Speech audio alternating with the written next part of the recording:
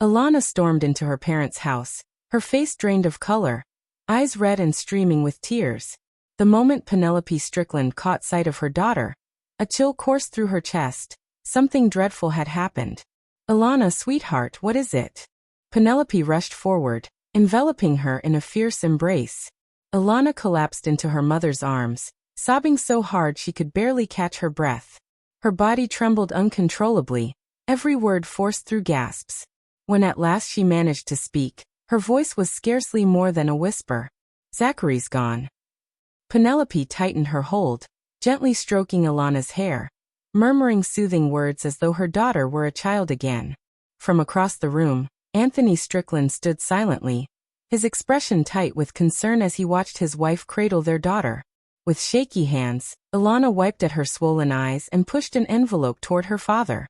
"He sent this to me at work," she whispered, her voice weak and broken. Anthony accepted it cautiously, his fingers tightening on the paper's edges before he tore it open. His voice was measured, almost hesitant.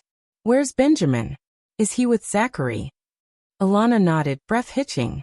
"He dropped Kevin off here earlier. Said he had an errand with Benjamin." Speaking seemed to drain her of what little strength remained. She clutched her mother's sleeve tightly. "And then I got the divorce papers at the office."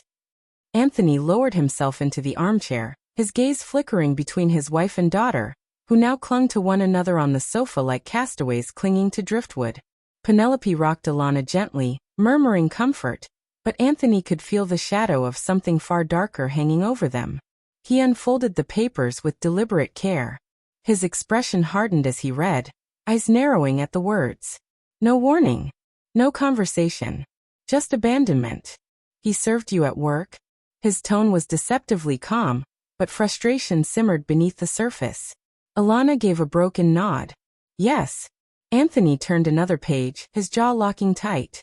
"He's accusing you of infidelity." His words were low, almost quiet, yet sharp enough to pierce the silence. He lifted his gaze to hers. "Is it true?" Fresh tears welled as her face crumpled. "No," she cried, shaking her head violently. "I never cheated on him. He thought I was having an affair at work, but I wasn't. I love him." Her body curled inward, racked with sobs. Anthony's lips pressed into a hard line. He didn't believe Zachary's accusations held any truth. No, this felt twisted, manipulated. What made him suspicious? Did he say? Her voice cracked as frustration bled into it. "I don't know. Maybe because I hugged a colleague after we closed a deal? Or because at a party, I got drunk and a coworker kissed me. I pulled away the moment I realized, but nothing else happened. I swear." Anthony exhaled, flipping through more of the papers. His frown deepened. "He's demanding joint custody of Benjamin," he said slowly. "But he wants nothing to do with Kevin. He even wants Kevin's last name changed.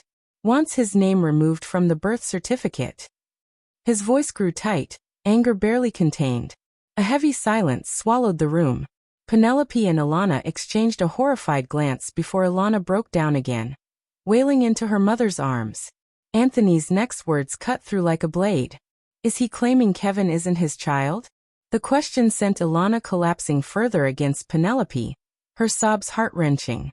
Penelope's expression hardened, ice flashing in her eyes as she turned to her husband. "This is not for you to handle," she said firmly, her voice sharp with warning. Anthony's gaze never left her. "Did you know about this? Did Alana tell you?" His tone had gone dangerously quiet. Penelope's jaw tightened before she shook her head. "No. This is the first I've heard of it. We